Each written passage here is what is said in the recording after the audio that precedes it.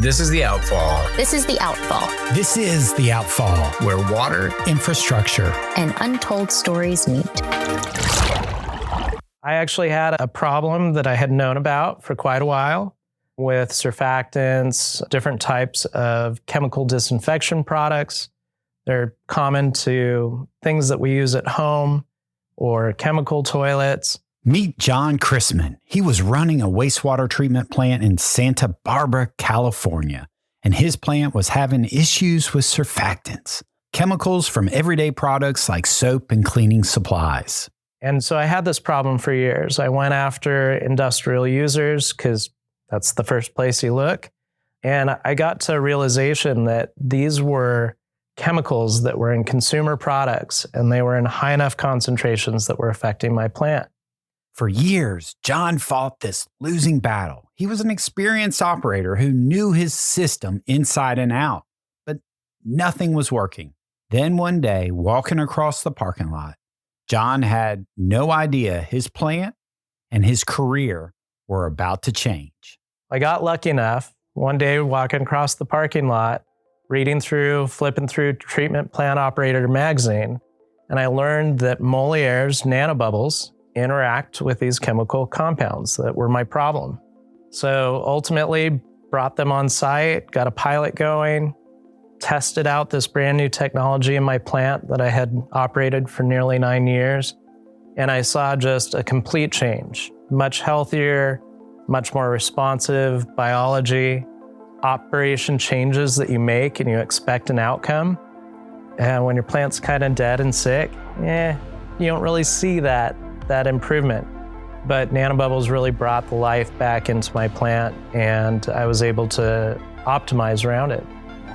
So ultimately, the opportunity came up that there was an opening for a water process engineer, and now I'm able to take what I learned about the problems in wastewater and a solution out to the larger world now. So it's not my little bubble at the wastewater treatment plant. I get to meet all sorts of great people and help them solve some of their difficult wastewater problems. What are these invisible bubbles that can bring biology back to life? Earlier this season, we talked about the secret world of bubbles. Today, we step into the invisible frontier of bubbles. This is the story of nanobubbles. Bubbles so small you can't see them, so powerful they behave unlike any bubbles we've seen before, and so revolutionary, they're quietly changing industries you'd never expect. We'll explore the science behind these invisible bubbles with a leading researcher. We'll discover how breakthrough technologies make their way from lab to global development, and meet an entrepreneur who's betting his future on bottling water and air. The same invisible bubbles that brought John's plant back to life are now appearing in research labs, startup incubators, and wellness beverages.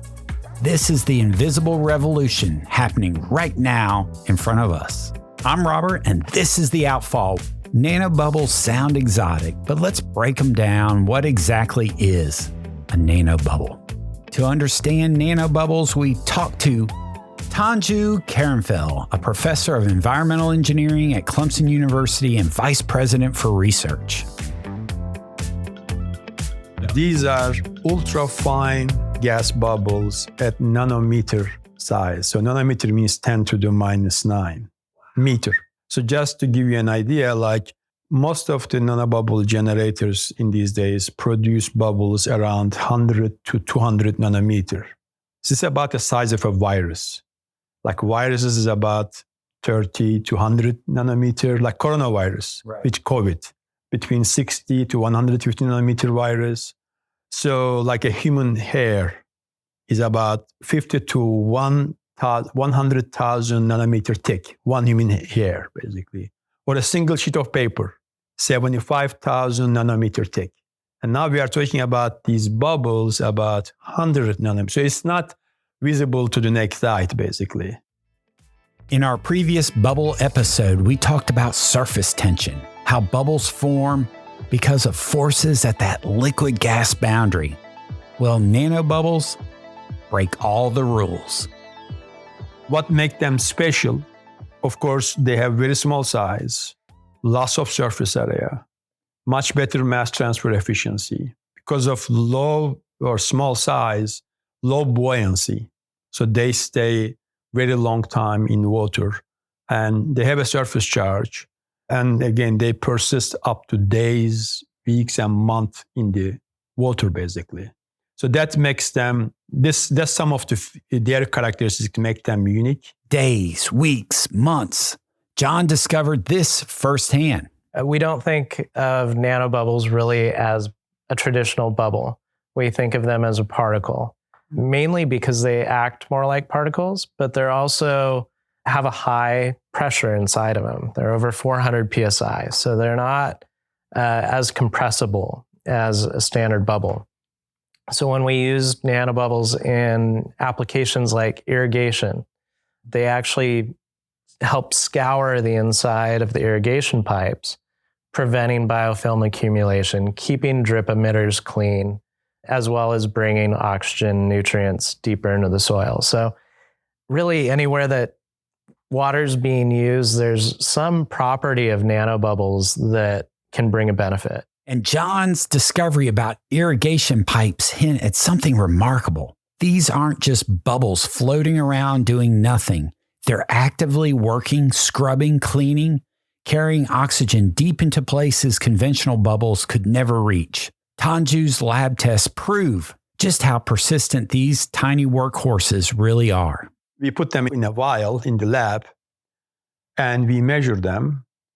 After 8 months, they were still there.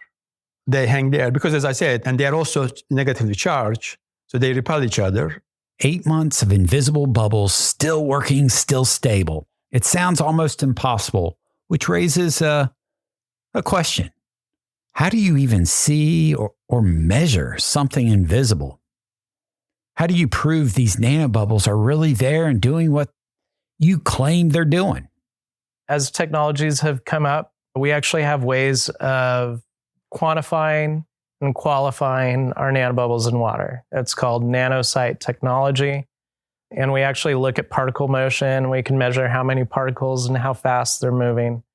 But we can, with light? Yeah, it is a similar microscopic light technology. Our R&D folks spend a lot of time with that equipment. I spend a lot of time out in the field where we can't measure them. So you have billions of invisible bubbles floating in perfectly clear water, each one lasting for months. Before we talk about the uses of nanobubbles, how do they exactly make them? We asked John. We use the patented shear method for making nanobubbles. So as the word suggests, we're shearing off bubbles at an unnaturally small size. We use a pump of water at high velocity, and we inject air at a very, very precise ratio. And that's what's creating the nanobubbles. But the cool part is that water passing by that location where the bubble is forming, we're breaking it off at an unnaturally small size. And the cool part is that it doesn't matter what liquid we use or what gas. Like I said, the only thing that we're concerned with is what all wastewater equipment is concerned with, rags and rocks and large debris that does damage to the equipment. So if we can be installed with some of those screening pretreatment devices before us, we can run the raw wastewater through the unit. We don't use high pressures. We don't use high gas pressures. And so we don't have the challenges that some of our competitors have, requiring ultra pure water, ultra pure gas sources. We found that formula to doing it in a way that actually scales well. We know we can make them and measure them, but what makes them so powerful? The other characteristic is that they create some reactive oxygen species like hydroxy radicals that they are known to form, which give them some oxidative power, and that can be used to destroy the chemicals or to clean the surfaces. So that's another way that we can take advantage of these bubbles. And remember John's problem with surfactants? Those chemicals carry a positive charge. nanobubbles are negatively charged. They have a charged surface. So a lot of our water chemistries, things that we do in the wastewater treatment, require certain amounts of charge. But what we've really found is that we bring value to wastewater treatment through improving separations process, such as clarifiers, DAF, flotation. And then we really both protect and enable biological reactions. So the big heavy lift in our wastewater treatment plants is the biology itself. And if we can improve the conditions for the biology, we can bring a lot of value to the wastewater system. The nanobubbles weren't just treating the water, they were creating the perfect environment for beneficial bacteria to thrive again. Yet this revolutionary technology almost never happened. Through kind of luck and innovation, our founders figured out how to make nanobubbles. And really, they were trying to do something else, and the numbers didn't meet up right. It was too extraordinary to be true, and that's really the birth of the company. There's a few places, everything was being done mostly at lab scale for studies, but nothing was being done in an application. And so really, we made our way into aquaculture, agriculture, and found out that our technology scales really well. And so that's why we're here working with Xylem. How does a company built on a failed experiment end up partnering with industry giants? Kyle is an innovation product manager at Xylem, and his job is finding the next breakthrough among hundreds of hopeful technologies. On the Xylem side, and Xylem Innovation Labs is a team. It's an enterprise team, about 10 or 12 people. And what we do is we scout different technologies, about 400 or 500, and we get direction from the business leads, right? Whether it's business strategy. And then we narrow it down to 50 companies. Then we choose 12 to 14 companies, and we do a proof of value. And that's where Moliere came from. They now have 4,000 installations across 58 countries. I had imagined that nanotechnology in 2016 was a little clunky, like the iPhone 1. You remember that one. So we asked John, what version of an iPhone are you now? I would say we're probably like a iPhone 7, 8. We're making significant improvements every few months on what we know, how we apply it, how we foresee problems, and how we're starting to address those, both in the product itself, in the application, and how we even speak about nanobubbles. Being so new to the market, it's really hard to describe something that hasn't really existed in our minds yet. And so being able to communicate that effectively is a huge challenge. Where is this nanobubble technology headed, and what challenges remain? I would say technologically, our technology itself and creating nanobubbles, we're really good at it. Now, working with different site conditions becomes more challenging.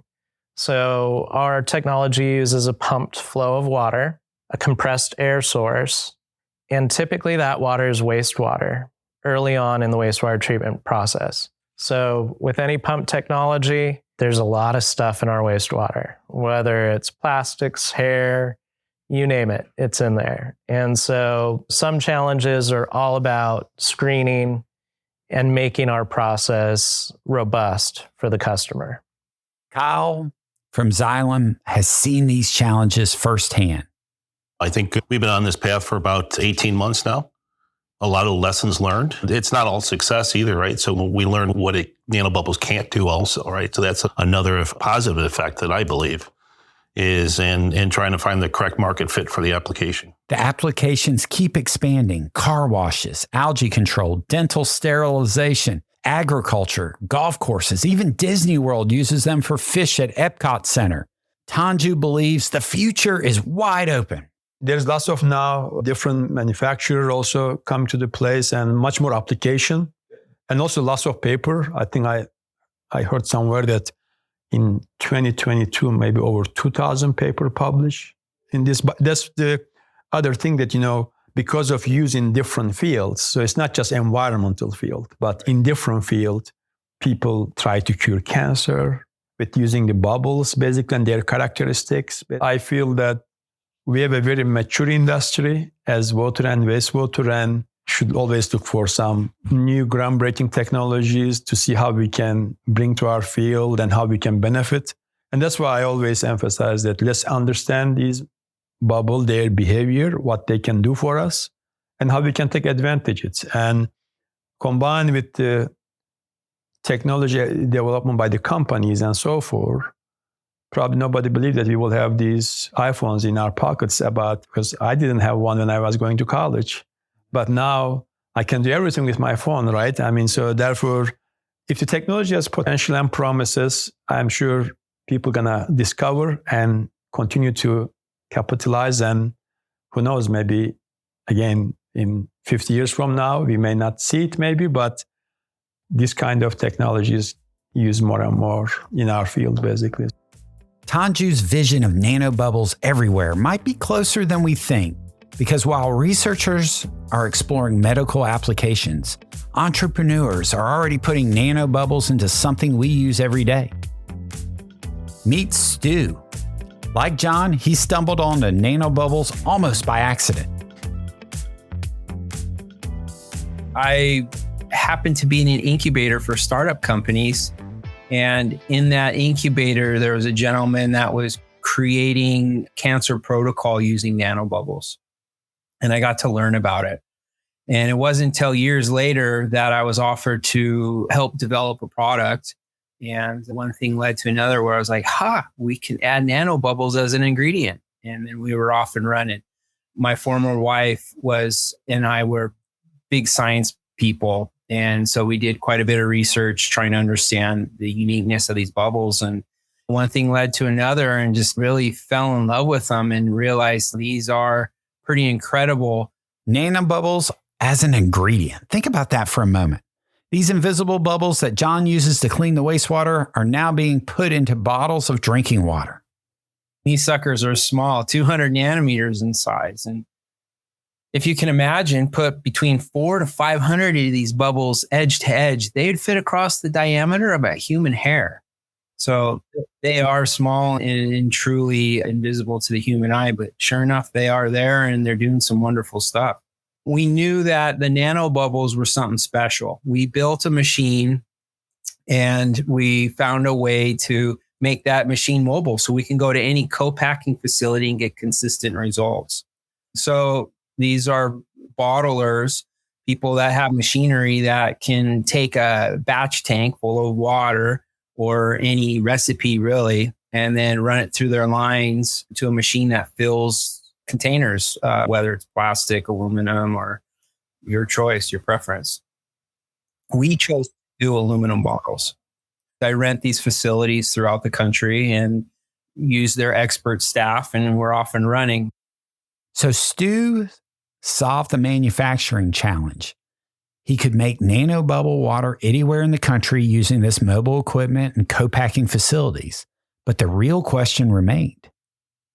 What exactly was he putting in those aluminum bottles? What makes nanobubble water different from what's already on the shelf? Our water is a bit of a paradox. While our water has oxidative potential through the molecular oxygen, it also supports antioxidant activity, creating a redox balance. A redox balance is oxidation and reduction, and it's the key to a healthy cellular function. First off, this water is flat. When you drink it, it is silky smooth. There's more surface area because these bubbles are so small. And the tongue's perception senses the uniform structure. So it's smooth and soft, and it's not bubbly or anything like that. So it's a unique mouthfeel. It goes down real easy, which, is important too, right? You don't want to drink something that's not fun. A lot of our clientele just drinks it because it tastes great. But for Stu, taste is only part of the equation. He shared accounts from people who believe they've experienced real benefits, stories that he says keep them in the game. From seeing people that are degassing, nursing homes that find relief quickly within 15 to 20 minutes of just drinking water, to people that are experiencing altitude sickness that feel like they got to go to the bottom of the hill or go to a hospital, they're getting relief within 15 to 20 minutes. These things really make me feel good that I'm doing something, because let's face it, I'm bottling water and air. Come on, Robert. It's not like caffeine or alcohol where there's this perceived value because they're getting a feeling from it. If your body's compromised, you're definitely feeling what's going on. Performance and recovery is a big part for us. Absolutely. And there's all kinds of scientific studies that back up what we're doing, but nothing really hits the heart like seeing anecdotal stories of people in real life scenarios benefiting from the product.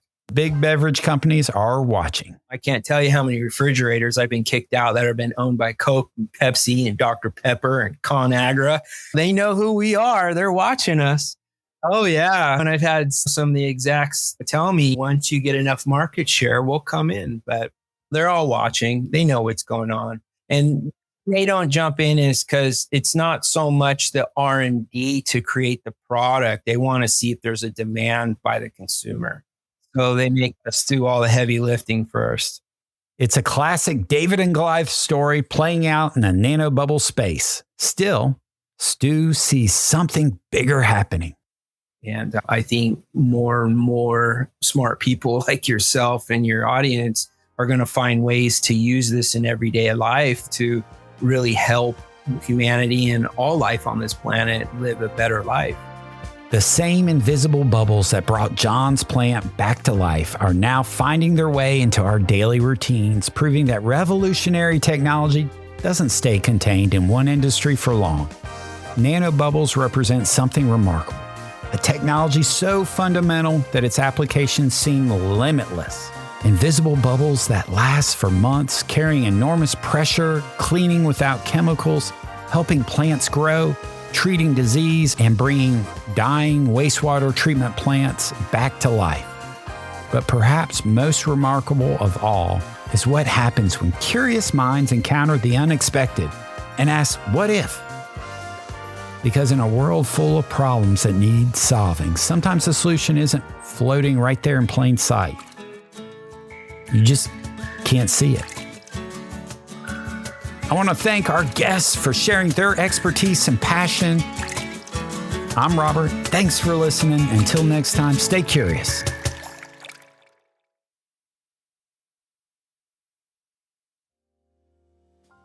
Shh. Welcome to the after party with David, Amy, and Rob. Did y'all try the nanobubbles? I did. Yes. I think I was expecting something sparkly, though I knew it said it was still water. I was thinking about, I thought I would be able to sense all these little nanobubbles, but no, it was like water, but super oxygenated water.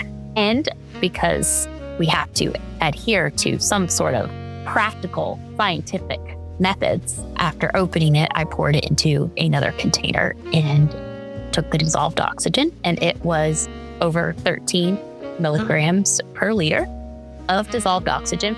It probably was higher to start. My guess, it was probably closer to 14 because it wasn't stabilizing. It was just rapidly dropping, showing that how much oxygen was actually in it. And then very quickly, you could see the oxygen leaving through the dissolved oxygen, but nothing visually. So what, like a normal tap water or bottled water, what would it have? Like the dissolved oxygen? A quick search online says water bodies generally had DO, dissolved oxygen concentrations above 6.5 to 8. That seems like what I remember. And yeah, so 13 is what you measured, Amy. That's a lot of oxygen. Yeah. All right, Dad. So, what did you think? Yeah, I like it, but you can't tell a big difference between this and other water. The funny thing too is not only is it nanobubbles, but it's pH 9.5, so it's alkaline water. And I have thought in the past that the mouthfeel for alkaline water is a little different than regular tap water. I definitely feel that here too, though I'm not sure if you did a blind taste test if I could identify it for you or not. So before we leave Nanobubbles, there's a rumor running around the upstate, Dr. Ladner, that you are doing some research using Nanobubbles. Yeah, I have a meeting in half an hour with the group that's doing it. I think nanobubbles are exciting because in one way, you can just think of it as a different type of chemical to add to the water. I know that term chemical might sound scary to some people, but I just mean anything that you would add to do anything. So we add chlorine to water to disinfect, and we add alum as a coagulant, and we add that to make it coagulate. And so this is now a different type of chemical because these oxygen's not new, of course, but this nanobubble form of oxygen, it's new. It has different ways that it behaves with everything in the water. And so we're trying it out in a lot of different things. And my focus over the years has been membrane processes. So we're trying to see how these nanobubbles interact with the membrane surface and might help it get fouled less, like you don't have to clean them as often when you're doing a water or wastewater treatment. Wow. You might be able to clean them better with the nanobubbles, that sort of thing. Wow, maybe save cost eventually than having to clean quite as much. Yeah. That's a good comparison. Like you can buy chemicals to clean at some cost, but the nanobubbles you can generate on site. It's kind of like you buy the equipment and make your own, having to buy it year after year.